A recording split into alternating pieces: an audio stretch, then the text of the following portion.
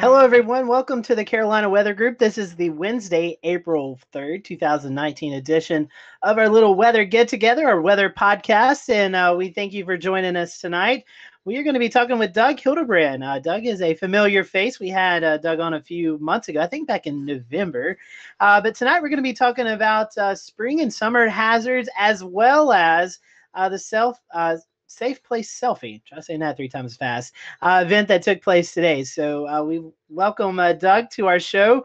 If you remember, he is an NC State grad, so he's got some ties and connections here to the Carolinas. So we are happy to have Doug with us tonight. Before we get to our interview, though, this is a live broadcast, and we'd love for you to come and interact with us. You can watch us right now via our YouTube page, our Facebook Live, and our Periscope stream. And if you're listening on the podcast version, we will also welcome your comments, but you'll probably have to do that after this show gets posted on there. So we'll give out some social media accounts that you can follow and submit questions to. And if you're watching on our live broadcast tonight, if you have a question or comment, just type it into the comment bar, and we will be monitoring those throughout the show. And if something comes up that you want us to ask, we will definitely do that. So we are happy to have Doug on. This is show number 272. And for those folks who may be checking us out because you watched the last month for National Weather Podcast Month, we welcome you, and I'm happy to have you joining us tonight. So we also encourage you to go check out the other weather podcasts. Just because March is over doesn't mean that you can't go check out the other weather podcast for National Weather Podcast Month. So with that, I'm going to bring in our guest tonight, Mr. Doug Hilderbrand. He is a graduate of NC State and works for NOAA, and kind of heads up the Weather Ready Nation ambassador program. So Doug, welcome back to the show. How have things been going for you? Hey, it's great to be back. There's always weather, so we're always busy. That is true. And we're kind of transitioning from the winter season into spring and summer. And we've already had an active start to the severe weather season with the tornado outbreak at the beginning of March, and a couple of other tornado events throughout the month of March. So I want to kind of start with the initiative that was going on today, the Safe Place Selfie. So I know you had a lot of interaction, and I know a lot of us here on the Carolina Weather Group was able to tweet out our picture. So first of all, Doug, if you don't mind, kind of tell us about the initiative and what it was intended for, and how did you do today with it? Well, it's been an incredible day. I got to say, this is now our 4th year launching this Safe Place Selfie campaign. We've done it differently every year. A couple of years back, we would sort of have it a 3-day event. But this year we really wanted to kind of have everything focused at a time and a place. And so we encouraged everybody to do several things. One, find a hazard. Though naturally most people think of a safe place is for extreme winds, tornadoes, severe thunderstorms, but we really encouraged people throughout the country, pick a hazard that is common in your area, sort of the bigger threats that you face. Pick a hazard, find that safe location. Obviously for tornadoes, you want your strongest shelter possible. And I think we're going to be talking a little bit more about that in a little bit. But through the other, hazards, sometimes a car is a safe place and sometimes a car is the worst place. And so this whole day was about getting people to think about where they are, think about what hazards that impact them, and then do something fun, which isn't always associated with preparedness. Take a selfie, post it on social media, and encourage others to do the same and have that conversation, because sort of our take-home message in what a Safe Place Selfie is all about is that number one preparedness action. It's not an emergency kit. It's not a communications plan.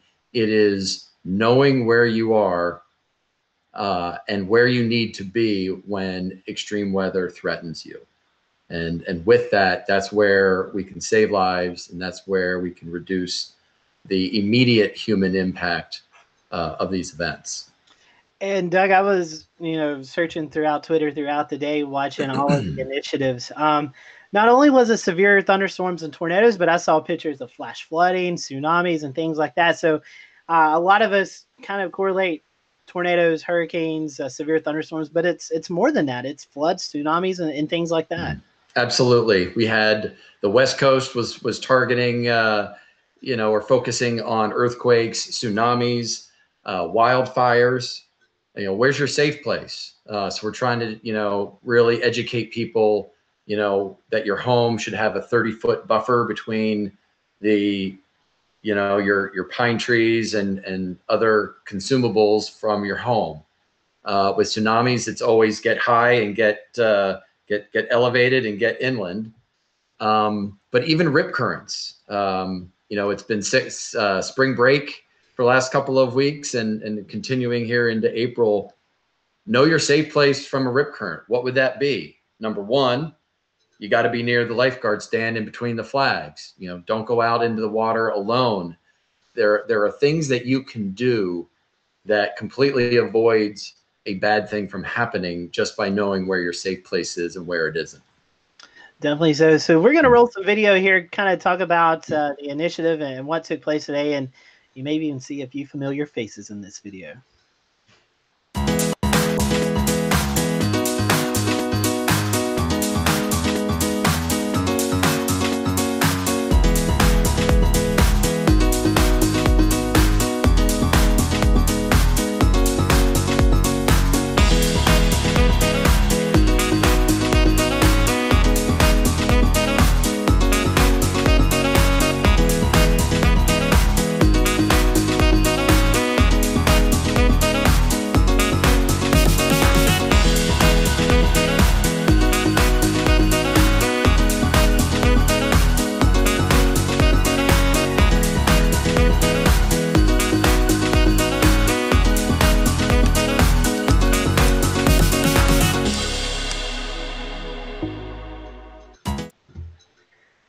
All right, so as you can see, a few familiar faces there with the safe place selfies. This was me in the basement here. I was in a interior closet that we have downstairs, and I was going to have my dog included, but she just wasn't having her picture taken last night. Here's James in his safe place in his downstairs closet, and looks like he's got some board games. James, you got Monopoly? I know. I'm prepared to actually shelter in place for an extended period of time. And so there's Evan. Evan, you're in the shower. That's a good place to be. And then Jared. Jared's not here tonight. He was at work today, and I think he's also in the bathroom as well. And interior loads for and protect yourself. And that's one thing, helmets and things like that. Melissa, this is you. I'll let you. You had your own experience just a couple of weeks ago. Yeah, the March 3rd event, we actually got to take our safe place selfie while we were actually in place. We were under a tornado warning at the time. My daughter and I have a ready, set, go type of system where if the watch comes out, we get the safe place prepared. And so as soon as that warning hits, we're able to jump into our safe place. So that was us taking that evening while we were definitely, and there were actually 2 tornadoes in Lexington County, not far from where we're located here in South Carolina. So it was a good thing that we did take shelter. Definitely so. And I know as we go through, there's Doug. And so, Doug, you were talking about children, in hospitals. That's right. And that's something that we see every summer. So last year, sadly, 51, I think, was the final count from 2018 of the number of children that were killed in a hot vehicle. Many of them were, the situation was a parent or a caregiver just simply got distracted, and it takes a second to sort of lose that situational awareness of who's in the car, or maybe it's routine that's kind of been broken, where, dad doesn't normally drop off the child at daycare, but mom's not feeling well. So dad's, his routine's broken. We've seen stories like that. And, having a 1-year-old, all the while I'm, promoting, hot vehicle safety, my safe place selfie was, having that reminder in the car, and I have a little piece of paper that I put up on my dashboard when I do have my daughter in the car. It's that little reminder, that little voice in your head that, wherever I go with her, I know she's back there. Unfortunately, when the Weather Service and sort of within the Weather Ready Nation community, when we do post on a hot vehicle safety, there is it's very emotional, and some people get emotional that, how could you be such a bad parent? I even got from that safe place selfie today, an angry man responding, basically saying, you get what you deserve if that's what you're going to do to your children. And really, it's a mindset change that we're trying to work here, where the first step to ensuring something like this doesn't happen is acknowledging that it could happen. And I think that's very important. And, there are others, who are right by our side. And I know our social media team within the National Weather Service, we're all very passionate. We want that 51, total from last year to be 0 in 2019. Definitely so. And if you wasn't able to participate, maybe you didn't get to the 11/11 timeframe, we still encourage you. You can still tweet it out or Facebook it out today, right now, if you want to.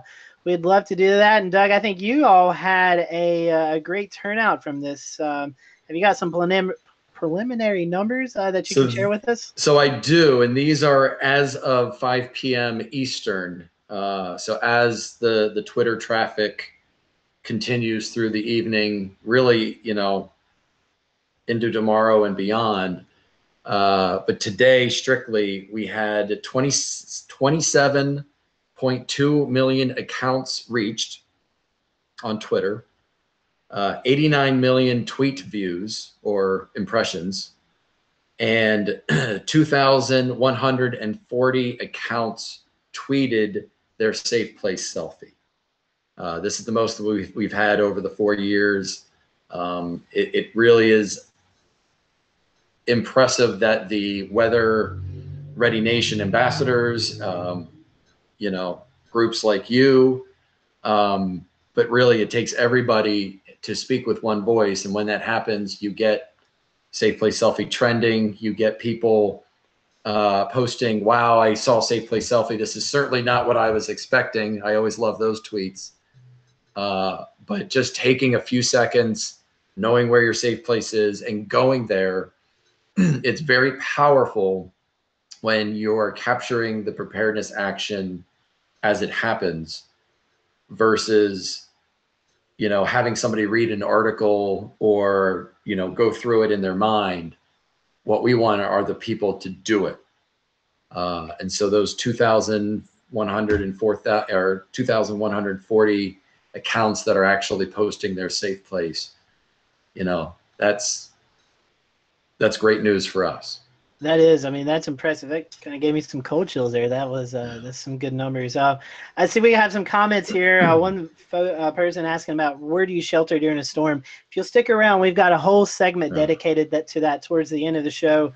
Joshua Gosnell was talking about he lives in a mobile home, and he would go over to his grandparents' house. So they have a safe and sturdy structure there. So those are good reports to have. So with that, I am going to transition to Melissa, because Melissa is going to be kind of talking about our first threat that we face in the summer and springtime. That's what tonight's show is all about. We're going to talk about different threats that we face and what you need to do and what your family needs to do to be prepared for them. So Melissa, I'll let you kick off our interview part.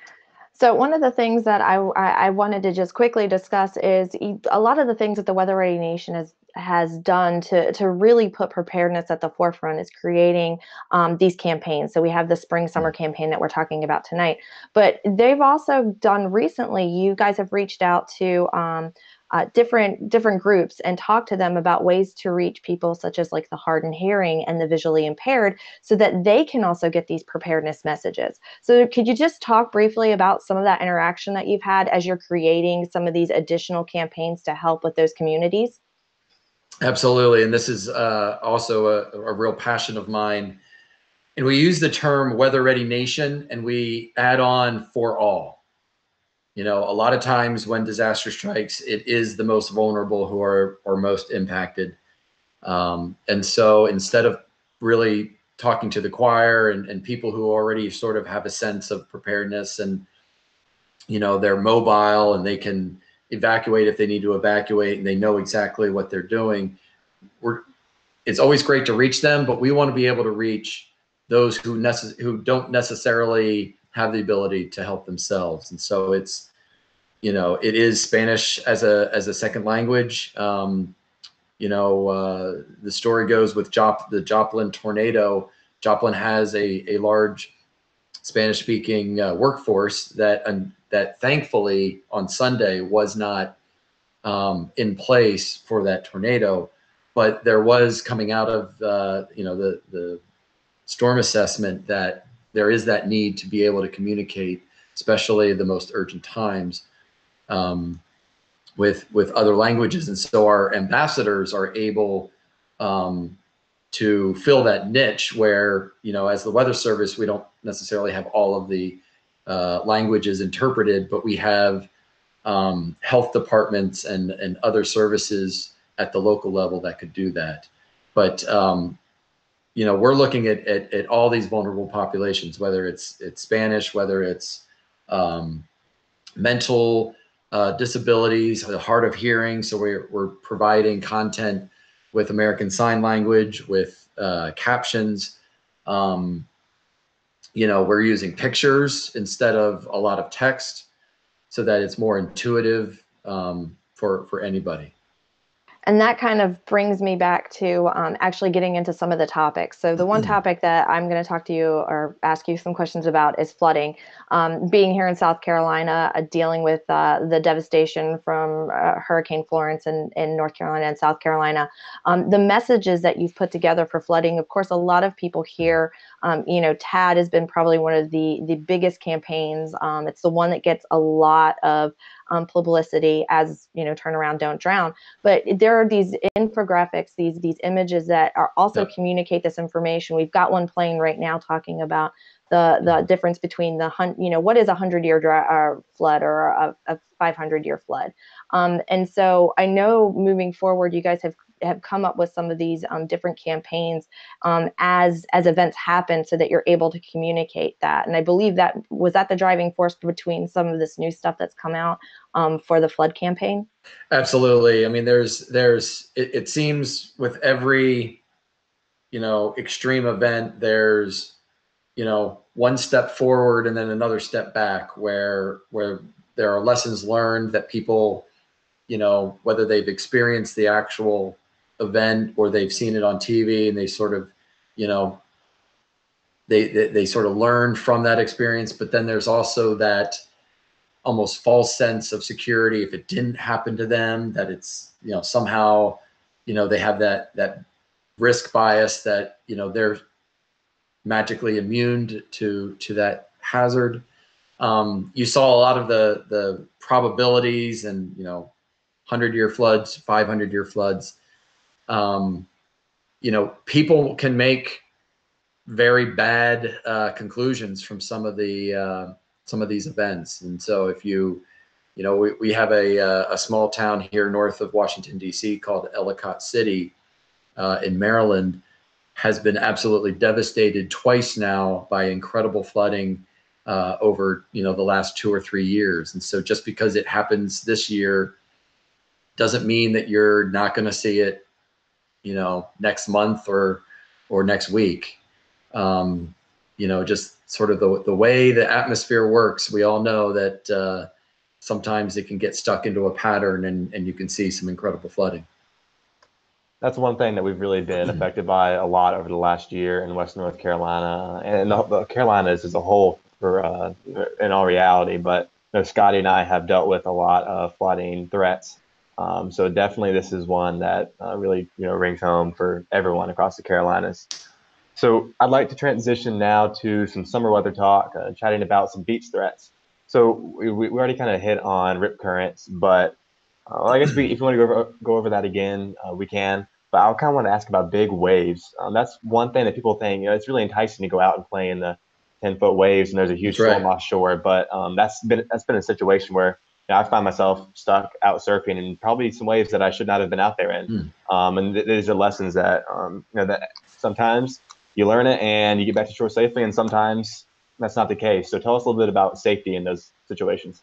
So I want to preface this with, you have to balance sort of the fear factor from, people go to the beach to enjoy themselves, right? So we don't want to inundate people with all the things that could go wrong, and sort of they become, paralyzed with fear and aren't able to enjoy the things that they were looking forward to. So starting with that, rip currents, National Weather Service does do beach, we do issue beach forecasts, and we can,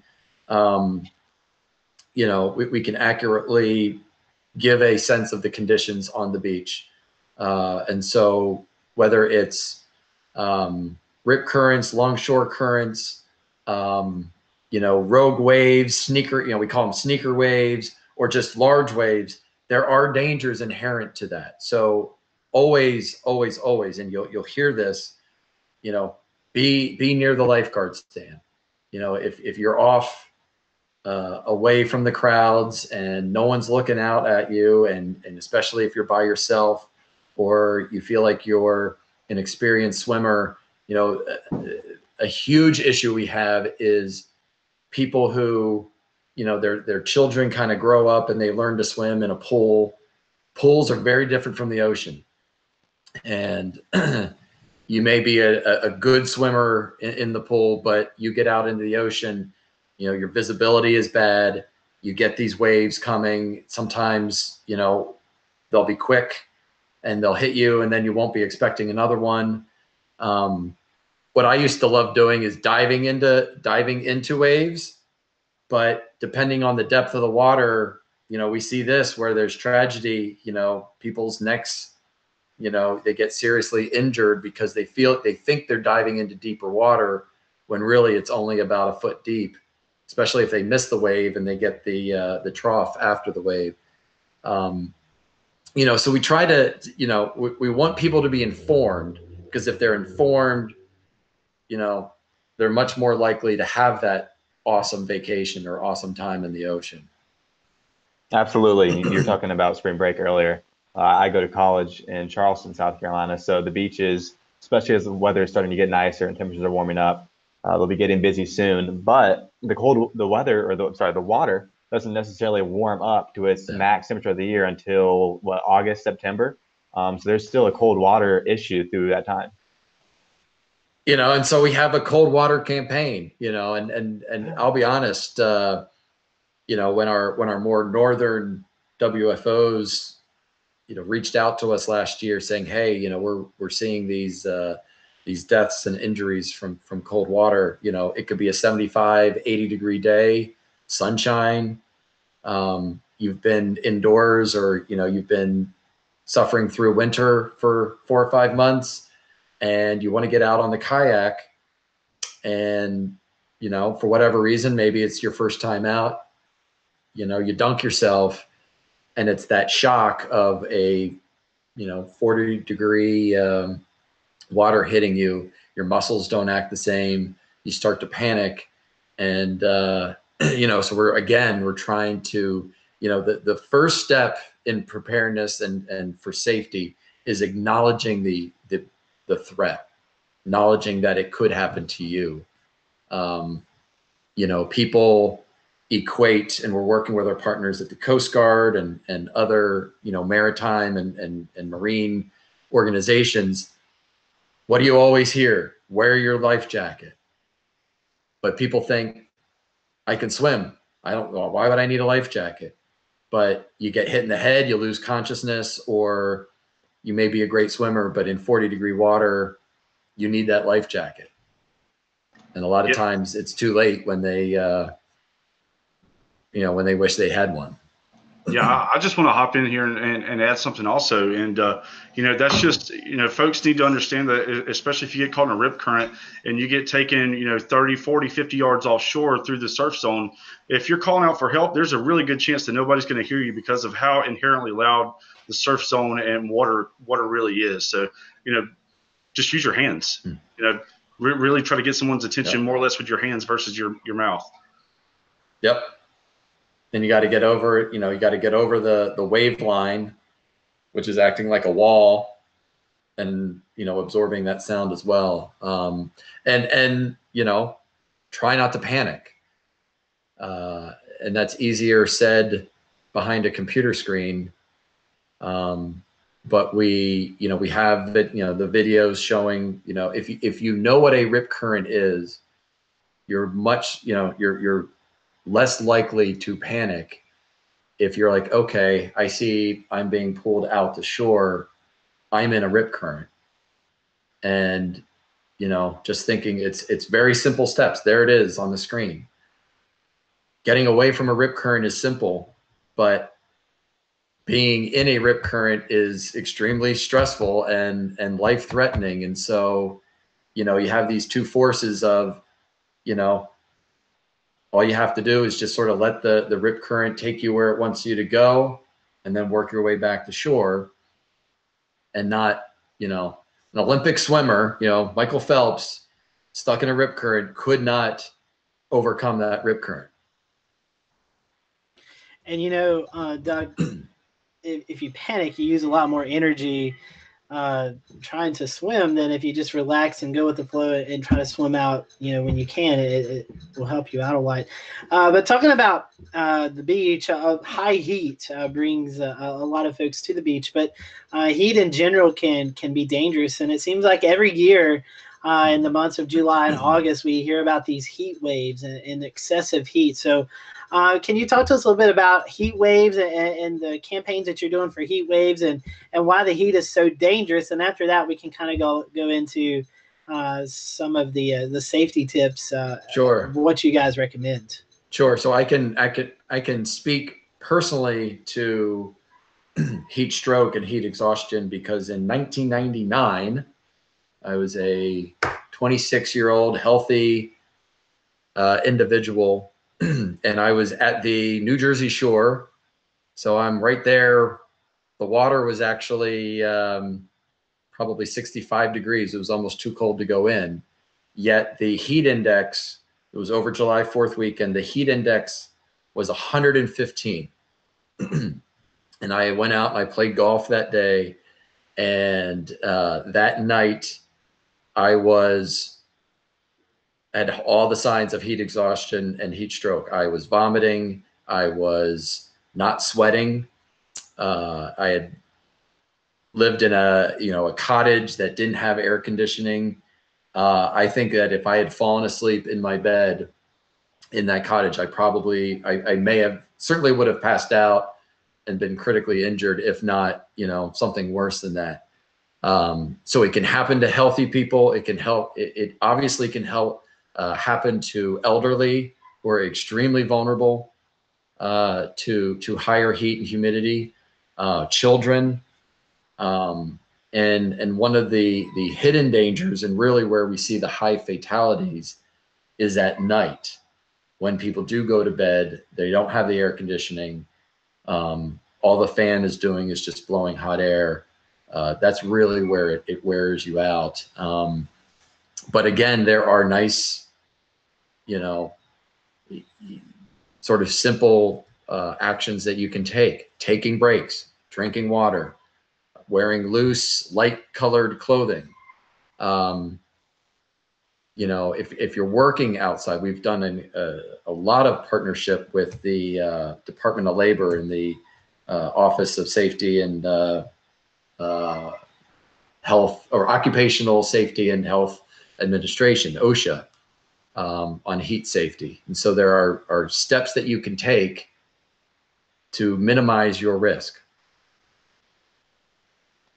All right, Doug, let's transition away from the heat discussion and chat a little bit about thunderstorms. They're obviously more frequent, especially here in the Carolinas in the summertime. We get lots of afternoon pop-up storms as we head into July and August. But let's start simple, though, with the different severe categories. Sure. Well, so the trick is so there's the lightning risk, right? And any thunderstorm, of course, brings the lightning. And what's interesting is that our categories of becoming a severe thunderstorm has nothing to do with lightning and the severity, the frequency of that lightning. It really has to do with the winds. It has to do with any the hail size and expected impacts. And so you can see up there on the screen, we have categories of probabilities of, from no severe storms to marginal, slight, enhanced, moderate, and high. And that's, there's been some criticism on, the words that we've chosen. Does slight really translate to the level of risk, right? I think as meteorologists, when we see even a slight category, that we sort of get a little energized from the possibility of there to be tornadoes. But the public would look at slight as being, well, it's really not going to happen. So a lot of our challenges have to do with communication. But we're able to contextualize these words, and a slight area in Oklahoma is a little bit different than a slight risk up in the Northeast, because the Northeast isn't as used to severe weather. So we always, there are so many more thunderstorms, so many more squall lines and impacts from straight line winds. One point, Evan, I'll make. And one of my favorite infographics that we have is sort of two images of telephone poles down on both of them. One was created by straight line winds, one was created by a tornado. The impact's the same. And so we can get all excited about tornadoes and how devastating they can be, but that straight line 80, 90 mile an hour squall line can do just as much damage. Absolutely. And you're talking about the slight risk days, and I think all the panelists would agree with me in that a lot of times those slight risks turn out to be pretty significant days, especially here in the Carolinas. We find that there's a lot of severe thunderstorm warnings and tornado warnings issued occasionally on those days. So there's never a situation where you just sleep on the possibility of storms. It's always there when there's a slight risk. So let's chat about, let's talk about boating. I wanted to bring that up earlier. So there's obviously a pretty significant risk when we're out in the lakes and I guess out in the ocean as well. And just last year, I think it was, there was a boat that capsized in Missouri during the storm and killed 17 people. And obviously that's something that we never want to see, but how can people deal with safety in those situations? So when you're going out on the, whether it's a lake or the ocean, a river, you're entering a vulnerable area, right? When it comes to taking action to extreme weather or, weather threats. And so usually what that means is that you have to plan, and you have to plan with more time than just if you're at home, right? It takes you 5 seconds to go from the front lawn when you're mowing the lawn to your house. It takes much longer to get from your fishing boat to the dock to shelter. Mm-hmm. And so you have to be thinking in terms of risk, right? So, if it's your ubiquitous 30% chance of thunderstorms, it seems to be every day happening in the summertime in the Southeast, what do you, how do you make a decision? And so you can do things like, go out earlier in the day, make sure you're not, you're avoiding the middle to late afternoon. Obviously taking, your cell phone that has a radar app. You have, professional meteorology built into the ways that you're communicating. So, maybe you're not making the interpretation, but you have meteorologists helping you. You're aware of all the different, the WIA alerts and you maybe have your NOAA weather radio. Those actions, 30 minutes to 60 minutes, that's the time where your decisions may, turn the tide one way or another, not to use a marine pun, but, I would liken going out on a lake in a very similar way of if you're out in a national park and you're going for a 2-hour hike, and there's no shelter whatsoever, you got to be much more aware of what the weather conditions are going to be for the next several hours. Definitely. And that reminds me of a story of last year, especially camping, there's a lot of risk because I was out in the Outer Banks last year. I'd kayaked out to a remote part, only about 200 yards wide out there between the ocean and the sound. And there's just no shelter when a storm rolls in, and learned that lesson the hard way. It was just a scary experience I never want to have again. Real quick, before we move on to Chris and tornado chat, let's chat about the difference between watches and warnings. So when you see a watch, that means that you need to be aware of the conditions and how they evolve. So watch is just, it's sort of teeing everything up. The conditions are right. But do we want you to go to your basement when there's a watch? No. But we want you thinking, where am I going to go? Where is my safe place? What vulnerabilities do I have during this, oftentimes a 2 or 3 hour period?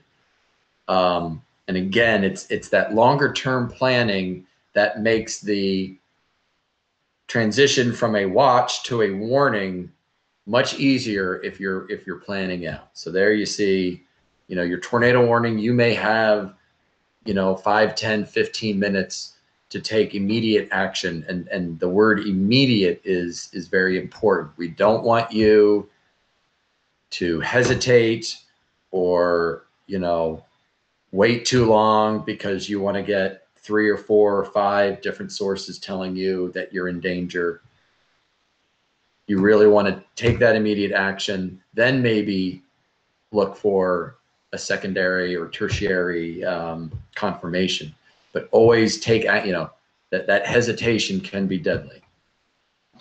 Yeah, and just jumping into the tornado topic here, with the Lee County tornado, we obviously saw earlier this year, 23 people were fatally injured by that tornado in Lee County, Alabama. And just going, with some of the watches and warnings and some of the, I guess, the terms that you often hear on TV, just talk to our guest about, tornado watches, warnings, and even some special things that you might not hear that often, like a tornado emergency or even a particularly dangerous situation. A lot of us like to call the PDS. Right. So the tornado emergency is think of it as a ultra warning. It's where a confirmed tornado is impacting a populous area where we're seeing damage, and it's a, the grimmest of grim situations where people are in imminent danger, and they, if they haven't gotten the warning, they absolutely must act. And it's, the hesitation in my voice right now is a tornado warning should be enough for people to take action. The tornado emergency just sort of adds that that reality of the situation, the certainty of the situation, and the expected, big impact on the community that it's issued for. Same thing with a flood emergency is the conditions are there, it's happening, and you need to take immediate action. Right, and just kind of going forward, just to give folks some insight. I believe I'm pretty sure. I know the Lee County tornado ended up being a tornado emergency as it started to approach the Georgia line near Columbus, but wasn't the Columbus EF3 also a tornado emergency, or a couple weeks before that? Yeah, I don't have the details Right. off my head, but again, it's go back to those basics. It's not hesitating. It's making sure that you have multiple sources of information. You never know when the cell tower nearest you gets impacted by the severe event. That's why we always encourage having a NOAA weather radio, having your cell phone, knowing the positives and negatives of a tornado siren. And I know in the deep south, those are used much more often, to alert people, but they're meant for people outside, not for the entire community, where you would hear it somewhere. Rely on your TV meteorologists. Absolutely. And if I could do a quick public service announcement, have mercy on your TV meteorologists if they're breaking in with your favorite TV show. They are saving, if not your life, somebody's life in the viewing area. And it's always good to just have that respect and dignity of the great job that our TV meteorologists do. Right. And, just continuing to go on through that, moving a little bit past the watches and warnings, how about some of your graphics you guys have, basically, like what is a tornado? What are the different types, the EF rating that you hear folks discuss a lot, and maybe some myths. Yeah. And they're all action oriented. We don't, we try to minimize the message that gives you information, but doesn't drive action. We want to drive action. In fact, if you boil down what Weather Ready Nation is all about, it's knowing your risk, taking action, and being an example for others, and having this force multiplication. But you're absolutely right. It's, the more you learn, not only about the safety, but the, sort of the fun weather dynamics, and a lot less of the myths that happen. We have a lot of myths with lightning, with tornadoes, the whole opening up of your windows as a tornado approaches, bad idea. All you're doing is you're sort of just letting all the wind and the damage into your home. You want to be as sealed as much as possible. You want to be away from windows. You want to be away from, heavy things above you. So even, we tell people to go to basements, but there are, better locations in your basement than other areas. You want to be away from a chimney. We get chimneys that either implode or fall over into the basement. You want to get, you want to start thinking about where in your house the best location is. Automobiles is tricky, Chris. We could talk forever on. Absolutely. That's something that, was, of course, a hot topic on social media, the past couple of weeks. And, sometimes I hate to say it, but I think you might would agree, there's not going to be a great answer for every situation that everybody could be faced in. And, just being able to act upon the knowledge you have beforehand and having a plan in place is probably the best action that you could ever tell anybody to have. Could not agree more with that. We saw it with deadly consequences, especially I think in the El Reno tornado, where in Oklahoma, where people were doing basically the right thing, which was they got out of their vehicles. They saw sort of a low-lying drainage area, even drainage pipes. They sought shelter from the tornado, only to drown from the flash flooding. So as much as we love to, have our top line safety messages, it's all dependent on the situation. And a lot of times we can't anticipate the, cocktail of hazards that are ongoing. It's why hurricanes are so hard. It's because there's so many hazards that are created by the hurricane, which is why we want you not to be there. But what we've done from the Weather Service point of view, Chris, is really get specific. We have one of my favorite infographics is a tree safety to your home. Why don't we want you to go out and drive? Because not only is driving dangerous, but you have tree limbs falling, and whether they're on the road or on the car themselves, your home, there may be one side of the home that's more vulnerable to large trees than the other. Right. And just to go on with that, you got blind and sideways rain. There's just so many things that are going on, Yeah. and plus most people are going to be in a state of panic. And all it takes, especially once you have an adrenaline rush, is one bad mistake for that mistake to be deadly. And I don't want to see it. And I know it's a really tough thing, especially with like the storm shelter conversation about the Southeast. There's just going to be circumstances where there's not a great answer for everyone, and the best answer is just to plan to whatever gives you the best That's right. possible outcome. That's right, and the best action has to be taken well in advance of, say, the tornado. And it's where if you're not prepared and if you're not thinking that this could happen to you, you've got 5 minutes, but you have nowhere to go. And talking about that, Doug, let's roll to one of the newest infographics that you guys just came out with. I think it was Monday. We'll kind of fast forward or rewind a couple weeks ago. As you and Chris were talking about, we've had several severe weather outbreaks in the Southeast, notoriously the one in Alabama that claimed 23 lives. And the big discussion was sheltering. So here for the last few minutes of our conversation, that's something I want to talk about. Yep. And one of the graphics that we have here is the tornado sheltering guidelines.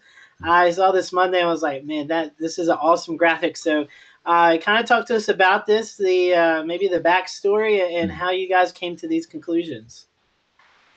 So this is probably my number one sort of emotional tie to all the weather safety. The hot vehicles and the children is 1A and 1B here. But there's, the tornado sheltering. When you read a National Weather Service tornado warning, in the call to action, it says, seek substantial shelter. And there really isn't a whole lot of documentation, of infographics, of just, what's the safety information I need to know when it comes to what substantial shelter is. And so we've got all these options from best to worst. And, it's a meteorological problem. It's a engineering problem. It's a social science problem. It is a very practical, pragmatic issue of, if you tell people to evacuate a certain shelter, well, now you've got people on the roads.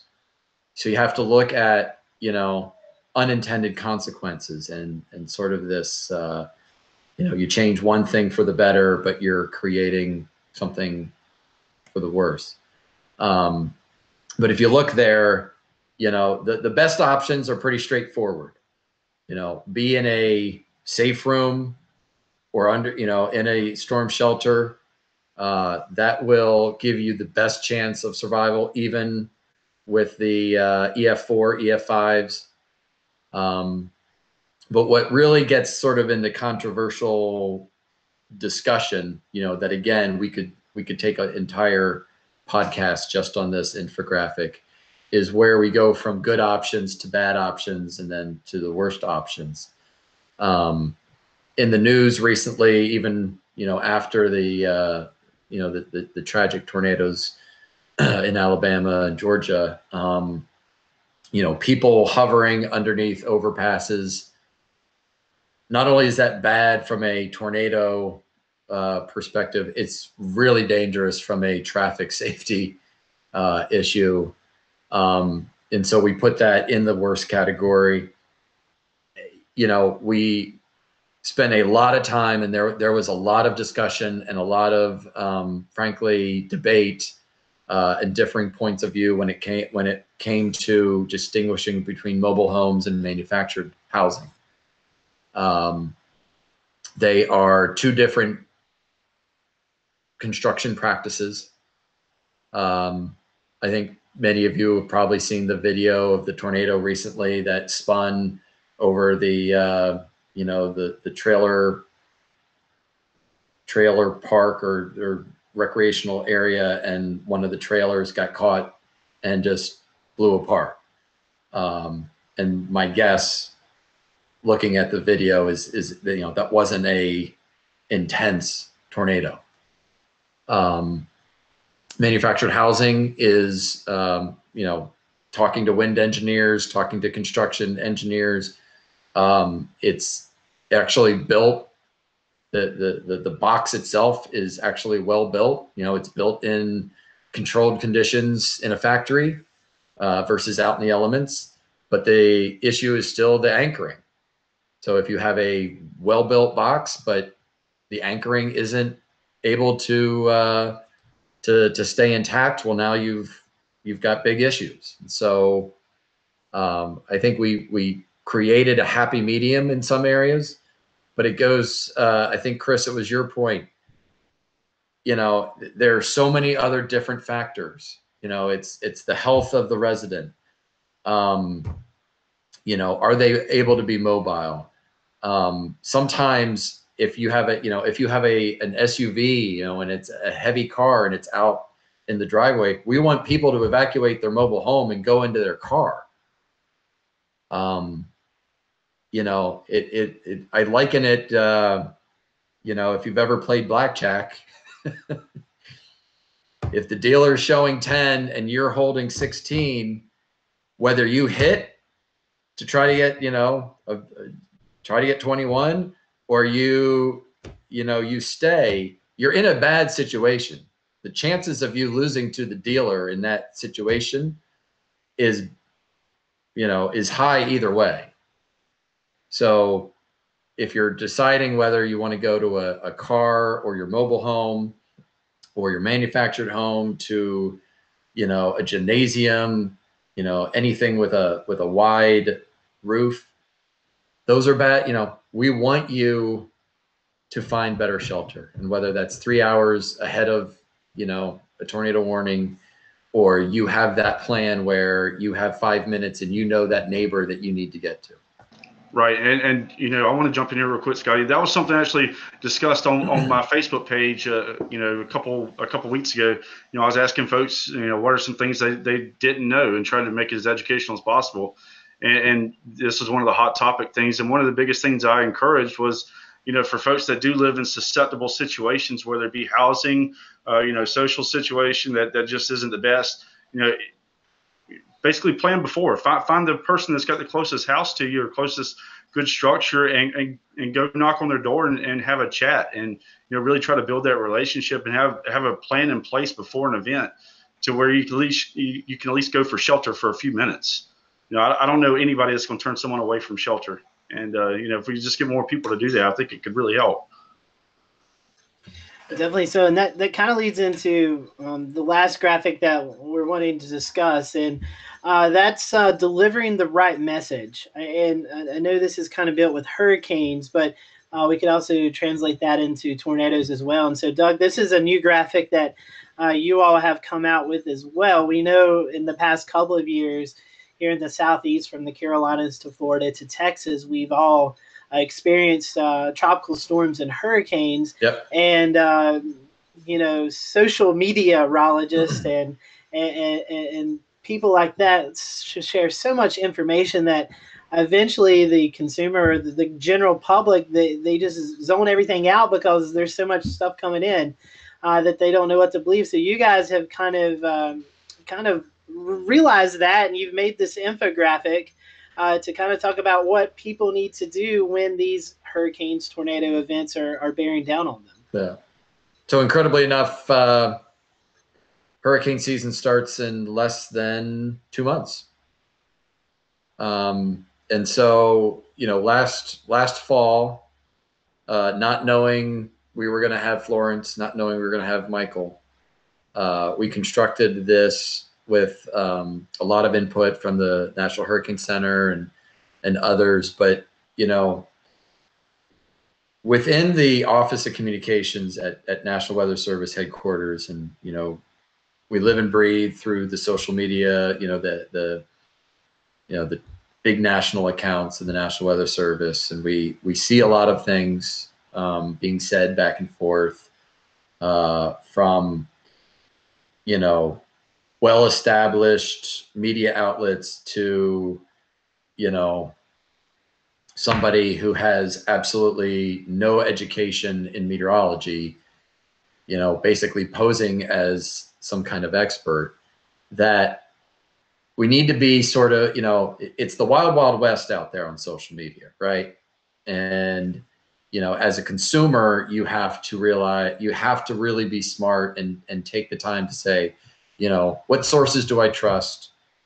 And what sources, maybe they're entertaining, but I'm not going to bet my life on them.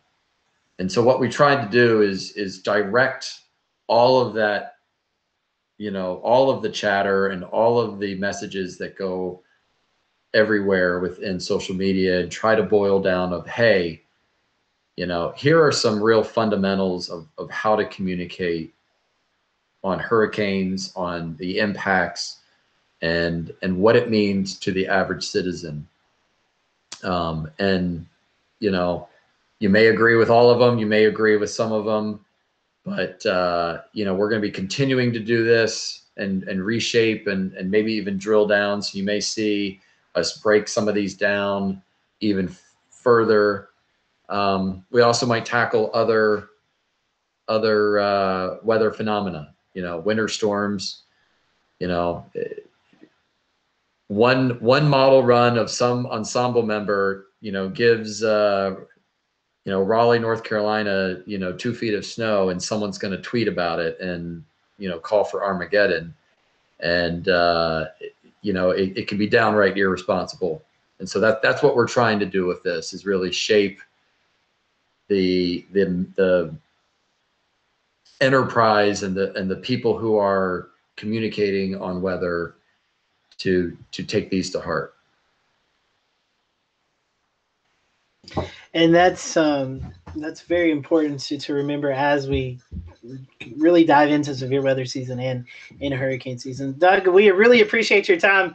I hate that we kept you so long, but it's the fastest hour, man. It's been a very intriguing conversation, and I honestly think that we could probably do another hour of this. And we've always enjoy having you on. It's always a great conversation when you're with us, and it seems like time flies by. So that means what we're going to ask next. You're going to have to come back. So hey. We'd love to have you back. Before we do that, give us some social media sites, websites that our followers and viewers can keep up to date with the latest information coming out from you all, and some good sources that they can relay on as we enter this severe weather season and eventually hurricane season. Well, I'll say, and I probably used the same website last time, but it's weather.gov/WRN. Melissa, all of the, vulnerable populations, that we've discussed, there's a website on our Weather Ready Nation homepage. Every hazard that we discussed, there's safety material. Every infographic that was shown is available for people to download, use as they deem appropriate.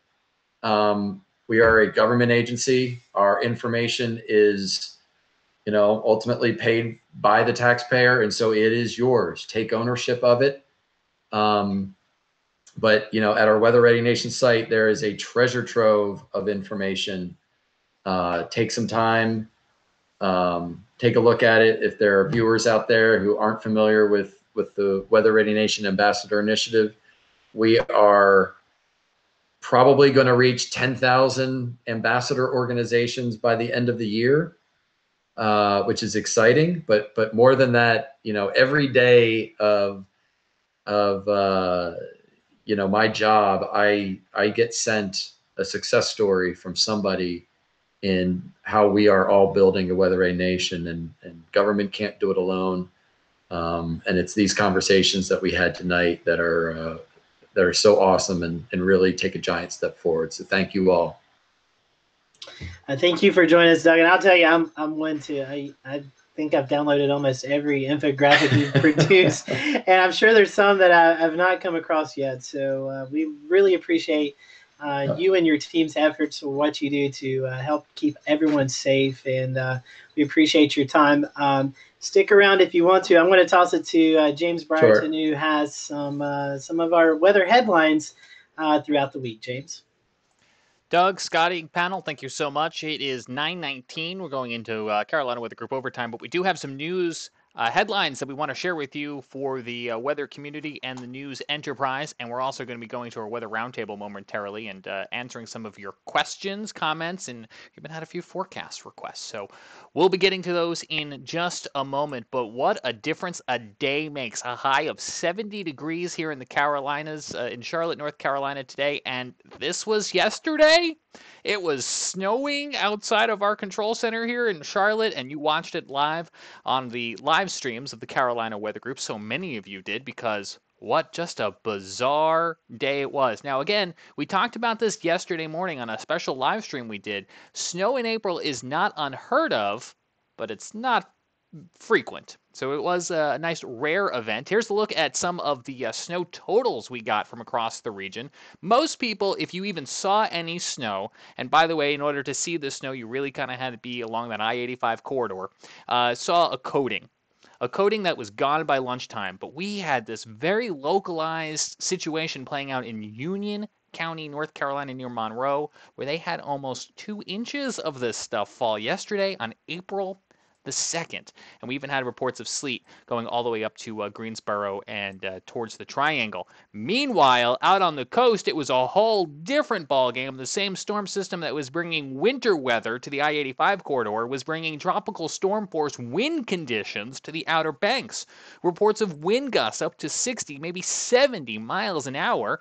This one coming from a weather flow station on Avon Pier recorded a wind gust of 61 knots, or about 70 miles an hour. And if I'm not mistaken, although it's not on this graphic here, I believe they also had some beach erosion, some localized coastal flooding, because we had such a strong system off the coast yesterday that if you were out over the water in a boat, in a cruise ship, you actually would have been in a hurricane force wind warning. That's how much pressure gradient and wind we had going on with this storm. Is absolutely incredible. All right, shifting gears, take a look at this video that came in over the weekend. What the heck is that in the sky? Is it a bird? It's a plane? It's a meteor that not only was seen from the ground across the southeast, but also was captured on the GOES lightning mapper. The tool that normally shows us lightning in the sky was actually showing us the path of this meteor. So how cool is that? It was captured from above and from below. More video to show you now. This, as we shift gears and move into, it's actually a great complement to the conversation we were just having about flooding. In 500-year floods don't have to come just every 500 years, and that's what state and international water rescue teams were practicing for this week on Lake James and the Catawba River near Morganton. Boats and aircrafts from North Carolina, Virginia, Maryland, Connecticut, and even some from Canada, Mexico, Chile, and the United Kingdom took part in this exercise, and this is video you can see that was posted, I believe, if I'm not mistaken, by the Charlotte Fire Department as they're practicing water rescue here. And I think we've got a rescue swimmer dangling from a helicopter, so pretty intense stuff there. The other story that we are reading and wanted to share with you comes ahead of hurricane season. I'm going to paraphrase a little here from a CNBC report, but AT&T is paying the United States Department of Energy National Laboratory to predict climate-related events that could damage the company's infrastructure over the next 30 years. The president of operations for AT&T said that their model that they're developing will help guide them on decisions whether to elevate cell sites in the area or to build protection around those cell sites to make sure that they can sustain weather events, major climate events such as higher winds. And rather than just relying on a 10-day weather forecast, they're also going to be using that climate data to find out whether or not they need to strengthen their network, their copper lines, their fiber cable locations, cell sites, and other infrastructure to sustain more weather events. And Scotty, I think we'll be learning a little bit more about that in the coming weeks, as I'm not mistaken, as we look ahead to hurricane season. Yeah, I'm pretty excited about that. I actually got a phone call from AT&T today. They're going to come on our show towards the end of summer into kind of the peak hurricane season to talk about this. So pretty excited about that. And one other thing I want to comment on before we get to the roundtable, the Catawba flood exercise, which the video you saw of the Black Hawk helicopter, that actually was taking place here where I live, and it's been pretty unique. Folks have been in the county for about 5 days. It just wrapped up today, and it never failed. Every day you'd see Black Hawk helicopters flying in the sky, and a lot of area waterways and things like that here in the county. So a lot of folks, actually I live about half a mile from the Catawba River and about a mile from the Johns River. So I had Black Hawks everywhere around my house yesterday afternoon and evening as they were participating in these search and rescue efforts for flooding. And we know here in the Carolinas, both North and South Carolina, we've had our fair share of flood events with hurricanes and tropical storms and even just floods. So it's an exercise that was conducted here, and I think it really got a lot of good reviews, and hopefully these folks never have to do it. But the way the weather's been trending, I'm sure we'll see more major events that this practice will be useful for. So James, back to you. Scotty, I appreciate that. And for our live viewers, we got a few minutes left in tonight's program. You've already been commenting live with us tonight on Facebook, Periscope, and YouTube, and we're actually showing some of those on the screen right now. We want to have a little bit of a real-time conversation with you. And actually, some of you reached out during tonight's interview while you were receiving that information from Doug and listening to what he had to say. You were also saying, can I get a forecast for Greenville, North Carolina? And somebody else, I think, put in one for Charleston. And while I think we can probably do this all night long, I think we can make that happen. Let's start with Evan Fisher, who is in Charleston. Evan, what's the weather looking like the next few days? So today was a remarkable turnaround from yesterday, and the cold weather and the rain. It's just a nasty day across all the Carolinas. So we're looking at temperatures right around 70, maybe into the low to mid 70s through Friday. More rain will move in on Friday, about a half an inch. Then as we move into the weekend, temperatures will be warming up into the upper 70s and near 80 degrees. Scattered showers again through Saturday and Sunday. So maybe not necessarily perfect beach weather, but it's not going to suck. Not going to suck. That is the official forecast terms from Evan Fisher, and that is a good way to put it. Scotty Powell, I think we deputized you to look at Greenville, North Carolina. Yeah, so I'll do Greenville, North Carolina, but let's just do the whole state of North Carolina. Tomorrow's going to be another fantastic day. Temperatures ranging in the low to mid 70s. We're going to see a cold front move through Thursday night into Friday morning. That'll go from west to east. So the mountains, foothills, you'll see at first, and then eventually it'll go through the Piedmont off to the Greenville area along the coast. And after that, like the Evan was saying, maybe a half an inch of rain possible Friday, but it's a quick moving system. So hopefully by Friday afternoon, the sun will be back out. Saturday looks to be spectacular. Watch out for the pollen because we're going to get near 80 degrees, and that's really with the rain and the warm temperatures really going to see those flowers and trees really start to produce some pollen. And then we see a scattered chance of a shower or thunderstorm on Sunday. Very scattered, maybe 30-40% chance at most. So it should be a good Sunday, again, with temperatures around 80 degrees in the Piedmont and the eastern part of North Carolina, maybe in the low 70s in the mountains.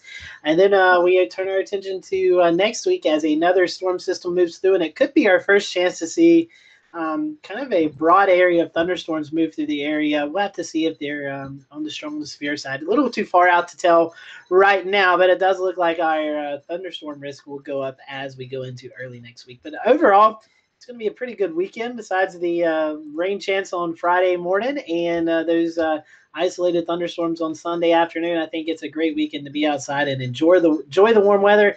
I think, fingers crossed, we're done with that cold wintry mess.